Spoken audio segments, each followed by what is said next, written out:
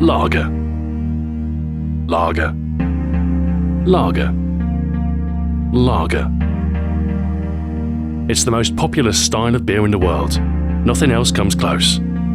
The top lager brands are worth billions and are produced on a huge industrial scale by the millions of hectolitres. Such brands are global and have displaced more traditional styles in their native markets, much to the chagrin of the beer connoisseur. So what is lager? Where did it come from? And why is it so gosh darned popular?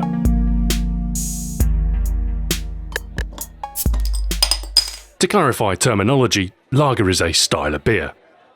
All lagers are beers, but the reverse is not true. Those beers that are not classed as lagers are instead called ales. This is quite a diverse category, encompassing many traditional styles of brewing. The key difference between an ale and a lager is the yeast strain used in the drink's production. The traditional ale yeast, SACCHAROMYCES CEREVISIAE, is known as a top fermenting yeast. This means all the foamy brewing action takes place at the top of the fermenting liquid, also known as the wort.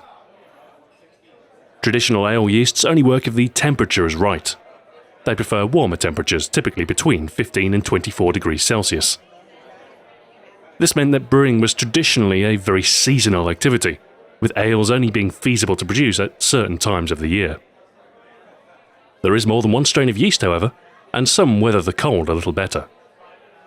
These cold-resistant cultures arose from the German brewers, who would keep their beers cold to prevent spoilage. Lacking modern refrigeration, they used alpine ice caves to keep things cool. And this technique took its name from the German word for storage, Lagerung. This led to the emergence of cold-resistant yeast strains, referred to as bottom-fermenting yeasts. These work at colder temperatures, and the fermentation occurs in the base of the wort. These yeasts produce lighter, drier beers, the sugars better attenuated to make for a less sweet beer. The resultant cold-fermented beers can be called lagers, although they were originally quite different from today's commercial product. Barley malt at the time was generally darker, as the pre-19th century malting processes used in Germany couldn't yield a flavourful pale malt. These early dark lagers were made in a variety of styles: the German Dunkels and Schwarzbiers, and the Czech Tmavé pivo, or dark beer. By 1840, Austrian brewer Anton Dreher had developed a paler, copper-coloured style of beer that would eventually be known as Vienna lager. Improved kilning techniques permitted a lighter malt, and thus a lighter beer. But unlike an ale, the Vienna style retained the crispness associated with the original dark lagers. This copper-coloured brew would cement the usage of the word lager for such cold-fermented beers, although the pale lagers we drink today have a Bohemian origin, by way of Britain and Bavaria. Gabriel Sedlmayr of the Spartan Brewery in Bavaria travelled for 6 years throughout the beer-making regions of Europe, notably spending time in Belgium and Britain, who employed different malt kilning techniques to the German brewers. A gentler, indirect heat made for a much paler malt, and was the basis for British pale ales of the era. Sedlmayr would take this technique back to Bavaria, and from there it would spread. In 1842, Bavarian brewer Josef Groll helped pioneer a pale lager style in the city of Pilsen, now part of today's Czech Republic. Traditional ale in Pilsen had a short storage life and was of generally low quality, and the citizens campaigned to start production of the newer bottom-fermenting lagers. With a similar climate to Bavaria, Pilsen was able to support the cold brewing process. In addition, the local water was very soft, and malt kilning had progressed to the point where the use of a very pale malt was now feasible. Hops from the nearby town of Zartek, known as Sarz in German, would provide the necessary preservative effects and bittering, in addition to a now distinctive mild earthy, herbal flavour. With Josef Groll's expertise, the new Pilsen brewery had the perfect recipe for a pale lager, and this style of beer would later be named for the city where it was first brewed: the Pilsner. The Pilsner, first brewed in 1842, remains in production to this day, and is known as the original source of Pilsner, or, to give it its German name, Pilsner Urquell. This new wave of Pilsner-style lager was crisp-tasting, thirst-quenching, and best of all, much better suited to storage than traditional ales. This meant that Pilsner could be enjoyed all the year round, instead of seasonally. The Pilsner style would become popular across much of Europe.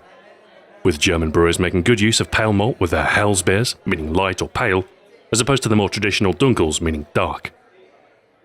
This was all happening at the height of the Industrial Revolution, and with the age of steam and increased viability of long-range transportation, the export market for brewing was awakening.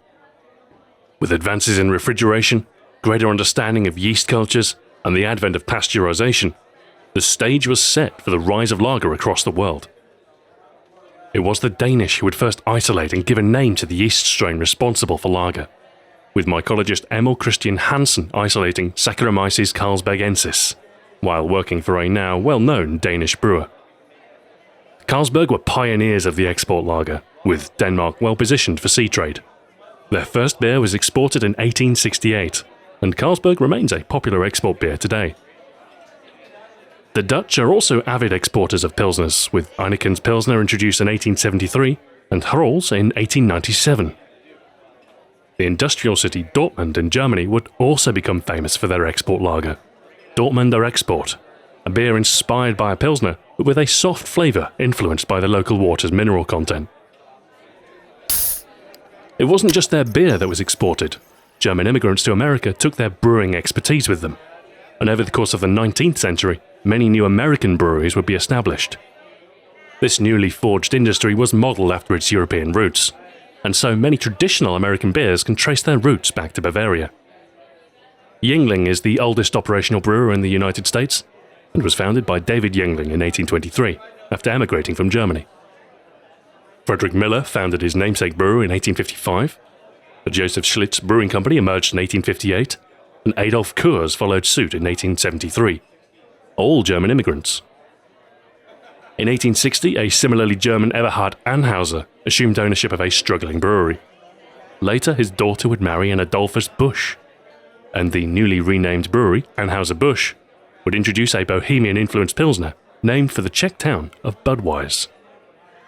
Budweiser is now the most popular beer in America, a fact that the inhabitants of Budweis are none too happy about, especially given that they have their own Czech Budweiser, Budvar. The American beer industry was thriving in the late 19th century, with a healthy mix of traditional German styles and Pilsner-styled lagers fueling the growth of the New World. The early 20th century would be a less fortuitous time for brewing, however, both in the New World and the Old. The First World War tore Europe apart from 1914 to 1918, and its aftermath led to scars spanning decades, with the formerly prosperous Germany left to financial ruin. In 1920, America passed prohibition laws, preventing the sale, manufacture, and transportation of alcohol, a move that all but killed the entire American brewing industry in one fell swoop. What few companies survived did so in the production of non-alcoholic small beers, but 13 years of prohibition had a lasting effect on the diversity of American brewing. In 1939, World War II would once again see Europe in turmoil, in addition to the Pacific theatres. Even beyond the conflict's resolution in 1945, the economic effects would resonate until the latter part of the 20th century. Europe's traditional styles would endure. Not even 2 world wars can quench such demand as exists for beer. But America's brewing tradition was left sterile in the wake of prohibition, and would take some time to recover. The few American brewers left in business found themselves with few competitors and a thirsty nation. These conditions ideal for the industrial-scale brewery. Scaling up production yields lower costs and greater potential profits, but also poses a number of technical challenges. While a Pilsner-style lager might seem like a simple beer, the drink's clarity and slight taste mean that any flaws are greatly exaggerated, leaving little margin for error for industrial-scale production.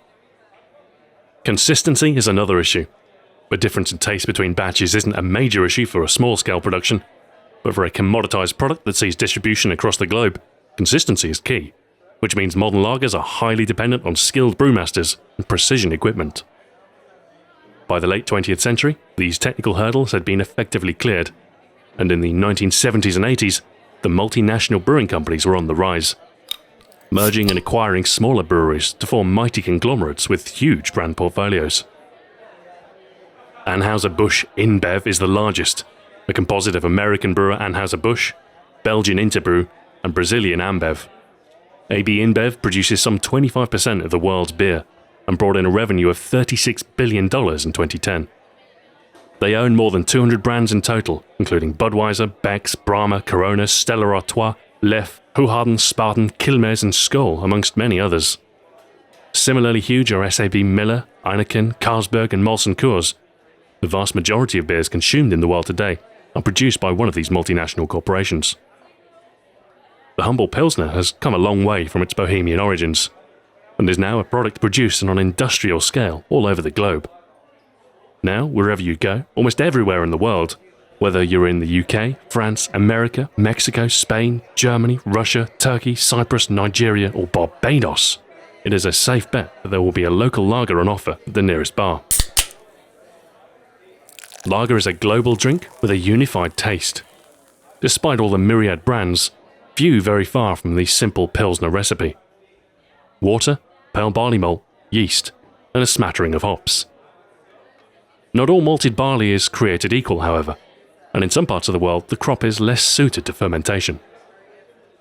European two-row barley has long been the grain of brewing tradition, favoured by both British and German breweries. The grain is low in protein and high in sugar, making it ideal for fermentation. American six-row barley, on the other hand, is less suited to the production of beer, as its grains are lower in fermentable sugars and higher in protein, which will give a cloudier appearance to a beer. To get around this issue, American brewers will add other fermentable material into their beers. Yeast will happily consume any sugar in the wort, so any sugary material can be used alongside the six-row barley. This added material is called an adjunct. This has the benefit of thinning the taste and clarifying the beer, making for a more palatable lager. In addition, the adjunct cereal is often cheaper than the barley, reducing costs and enhancing profits. Corn and rice are the most common adjunct grains. Most American beers will use these in their recipe. Traditional European Pilsners will tend to use nothing but barley. The American adjunct style is now very widespread. Many commercial brands, even outside the US, will seek to reduce costs with grains other than barley. With beer becoming big business, the marketing minds behind the biggest brands are always on the lookout for new angles to drive sales of their product. One trend in the 1980s was the move towards light beer, a lower alcohol, thinner bodied lager with fewer calories than a typical beer, which proved popular amongst women and the increasingly health-conscious culture of the era. Today, light beers are the biggest selling brands. Bud Light is the most popular beer in America, and Miller Lite and Coors Light aren't too far behind. The late 80s saw the rise of the dry beer, especially in Japan, a low-sweetness beer in which most of the fermentable sugars are turned to alcohol. In brewing terms, this is referred to as fully attenuated. The Japanese beer, Asahi Super Dry, was the first beer to describe itself as dry, and its rise to popularity saw many American beers launch dry variants, such as Michelob Dry and Bud Dry. The 1990s saw the introduction of American ice beers. With roots in the German Eisbock, the beer undergoes fractional freezing to increase alcoholic content. These elevated ABVs appeal to those seeking inebriation over taste. Despite these marketing efforts, there are signs that lager's stranglehold on beer markets may be weakening. As sales slow, there emerge other products that may yet dethrone lager's dominance. While the UK's CAMRA, Campaign for Real Ale, has done much to preserve Britain's brewing traditions, and has prevented the extinction of cask ales and the rise of the commercial lager, post-war America was devoid of any real opposition to the industrial giants. Even homebrewing was illegal up until 1978. However, over the last couple of decades, America has enjoyed a resurgence in craft breweries, a return to the small-scale, artisanal approach seen in traditional European brewing. These small brewers aren't producing lagers, however, instead more rebellious styles, a far cry from the gentle flavours of a commercial brew. Instead, it's a bold extension of traditional styles. The English IPA is heavily dosed with new, more aromatic hop cultivars to form a new style in the American pale ales, double IPAs and imperial IPAs. American craft ales are strong, bold, and in defiance of decades of insipid commercial brewing. And they are gaining momentum. Still, the humble lager has its redeeming features. It might not be the boldest brew, nor the most interesting, but the Pilsner's popularity is testament to an enduring simplicity that's proven a hit with drinkers. It is the perfect session beer, light in body and in taste, perhaps a little gassy, but quaffable in quantities beyond something heavier.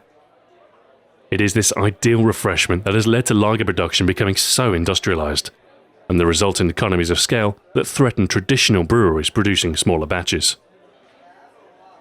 Still, it's tough to argue against cheap beer, and macro-scale brews have the benefit of being both inexpensive and available almost everywhere. They do tend to reside at the thin end of the quality scale, however, and if it's satisfaction beyond basic refreshment you're after, it's worth pursuing the lesser-known beers and expanding your horizons. After all, lagers are but one small part of brewing tradition.